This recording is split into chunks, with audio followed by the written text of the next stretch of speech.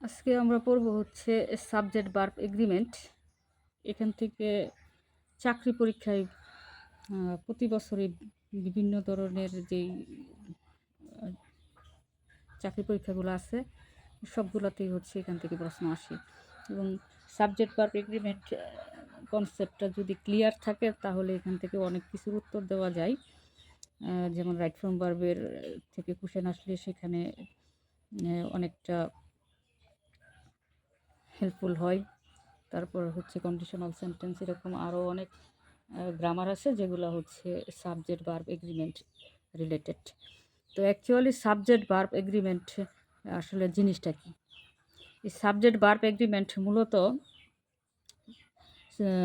সাবজেক্টের নাম্বার বা পার্সন অনুযায়ী যে ভার্বের রূপ পরিবর্তন হয় বা ভার্বের রূপ নির্ধারিত হয়, আসলে সাবজেক্ট ভার্ব এগ্রিমেন্ট বলতে আমরা সেটাকে বুঝি। অর্থাৎ এক কথায় যদি আমরা বলি, তাহলে সাবজেক্ট যদি সিঙ্গুলার হয় তাহলে ভার্বও সিঙ্গুলার হবে, আর সাবজেক্ট যদি প্লোরাল হয় তাহলে ভার্বও প্লোরাল হবে। যেমন এখানে আমি একটা উদাহরণ রাখছি, যে ম্যাঙ্গোস গ্রো ইন রাজশাহী, আর নিচেটার মধ্যে আছে ম্যাঙ্গো গ্রোস ইন রাজশাহী। এখন কথা হচ্ছে আমরা সিঙ্গুলার ভার্বগুলা আমরা যে আছে এটা মোটামুটি চিনি। যেমন ইজ আর এর মধ্যে যদি সিঙ্গুলার ভার্ব আমরা আইডেন্টিফাই করি তাহলে ইজ হচ্ছে সিঙ্গুলার ভার্ব, আর হচ্ছে প্লোরাল ভার্ব। একইভাবে ওয়াজ ওয়ার, এক্ষেত্রে ওয়াজ হচ্ছে সিঙ্গুলার ভার্ব, ওয়ার হচ্ছে প্লোরাল ভার্ব। এখন কথা হচ্ছে যে আমি যদি বলি ইট আর ইটস, এইখানে সিঙ্গুলার ভার্ব কোনটা এবং প্লোরাল ভার্ব কোনটা, সিঙ্গুলার ভার্ব কোনটা আর প্লোরাল ভার্ব কোনটা? এখানে ইট হচ্ছে প্লোরাল ভার্ব আর ইটস হচ্ছে সিঙ্গুলার ভার্ব। অর্থাৎ এখানে আমরা যে মেইন ভার্বগুলো আছে সেই ক্ষেত্রে আমরা দেখব যে সকল মেইন ভার্বের সাথে এস বা ইএস যোগ করা আছে তা সবই হচ্ছে সিঙ্গুলার ভার্ব, এবং এস বা ইএস ছাড়া যে মেইন ভার্বগুলো আছে তা সবই হচ্ছে প্লোরাল ভার্ব। আর এমিজার, ওয়াজ, ওয়ার, এগুলো হ্যাভ, হ্যাজ, হ্যাড, এগুলোর মধ্যে কোনগুলো সিঙ্গুলার ভার্ব এগুলো আমরা জানি। তো বলেছিলাম যে সাবজেক্ট যদি সিঙ্গুলার হয় তাহলে ভার্বটাও হবে সিঙ্গুলার, সাবজেক্ট যদি সিঙ্গুলার হয় তাহলে ভার্বটাও অবশ্যই সিঙ্গুলার হবে, এবং সাবজেক্ট যদি প্লোরাল হয় তাহলে অবশ্যই ভার্বটাও প্লোরাল হবে। তো এখানে সাবজেক্ট হচ্ছে ম্যাঙ্গোস, এটা অবশ্যই প্লোরাল। তো প্লোরাল সাবজেক্টের সাথে ভার্বটাও কি হবে? প্লোরাল হবে। তো এখানে গো হবে, এখানে গোস হবে না। গ্রো হচ্ছে রাইট আনসার, আর গোস হচ্ছে এই জায়গায় ভুল।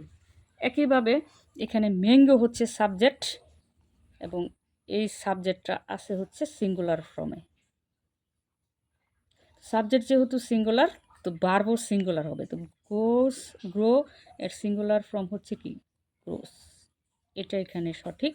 আমি যদি এখানে গ্রো দেই তাহলে সেটা ভুল হবে, কারণ ওই যে আমরা এখানে প্রথমেই পড়ছি যে সাবজেক্ট যদি সিঙ্গুলার হয় তাহলে ভার্বও মাস্ট সিঙ্গুলার হতে হবে, এবং সাবজেক্ট যদি প্লোরাল হয় তাহলে ভার্বও মাস্ট প্লোরাল ফর্ম হতে হবে। এই যে এই কনসেপ্টটা, এটাই হচ্ছে কি সাবজেক্ট ভার্ব এগ্রিমেন্ট। আচ্ছা, এবার আমরা রুলগুলো দেখি। এখানে যে 1 নাম্বার রুল আছে, এটা কি বলছে যে এন্ডের কিন্তু কয়েকটা কনসেপ্ট আছে। এর মধ্যে প্রথম যেটা, এটা হচ্ছে যে এন্ড দ্বারা যুক্ত 2 বা ততোধিক নাউন যদি একই ব্যক্তি, কি বললাম যে এন্ড দ্বারা যুক্ত 2 বা ততোধিক নাউন যদি একই ব্যক্তি, একই বস্তু বা একই অর্থ বা একই ভাব প্রকাশ করে তাহলে ভার্ব অবশ্যই কি হবে? সিঙ্গুলার হবে।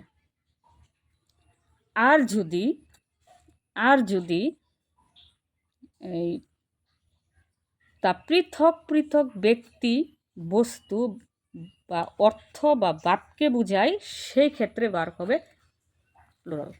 অর্থাৎ অর্থাৎ আমরা যদি বলি যে অ্যান্ড দ্বারা যদি দুই বা ততোধিক নাউন একই ব্যক্তিকে বোঝায়, একই বস্তুকে বোঝায় বা একই অর্থ বা একই ভাবকে বোঝায়, তখন সেক্ষেত্রে ভার্ব সিঙ্গুলার। আর যদি তা না বুঝিয়ে পৃথক পৃথক কোনো ব্যক্তিকে বোঝায়, বস্তুকে বোঝায় বা পৃথক অর্থ বা ভাবকে বোঝায়, সেই ক্ষেত্রে ভার্ব হবে প্লুরাল।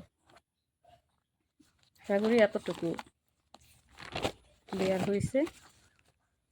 তারপর দেখি এখানে কিছু এক্সাম্পল আছে। এক্সাম্পলের মধ্যে বলছি কি যে the headmaster and secretary of the school was were. এখন কথা হচ্ছে এখানে অ্যান্ড আছে এবং নাউন আছে দুইটা, একটা হেডমাস্টার আর একটা সেক্রেটারি। তো আমরা পড়ছিলাম হচ্ছে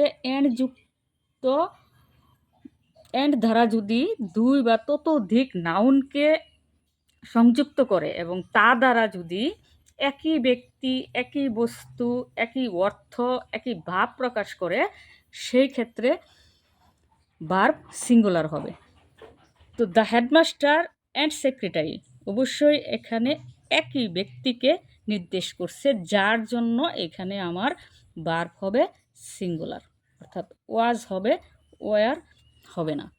এবার যদি আমরা দ্বিতীয় এক্সাম্পল খেয়াল করি, তাহলে দেখব যে the headmaster and the secretary, যেহেতু এখানে নাউন হচ্ছে হেডমাস্টার একটা, এখানে সেক্রেটারি নাউন হচ্ছে আরেকটা, এবং নাউনের আগে যদি দা থাকে তাহলে অবশ্যই তা পৃথক পৃথক ব্যক্তিকে ইন্ডিকেট করে।